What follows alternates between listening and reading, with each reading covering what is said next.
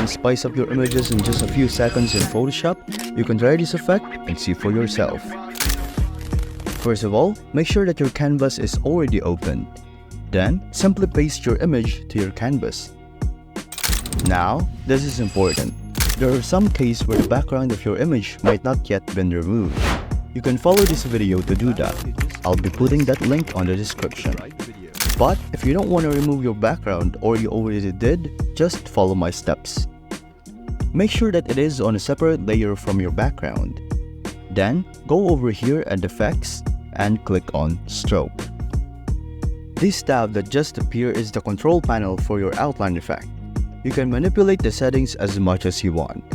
But in summary, size will determine how thick your outline is. The position is where your outline starts. Normally, I just leave it on the outside. And for the blend mode and opacity, just leave it as it is.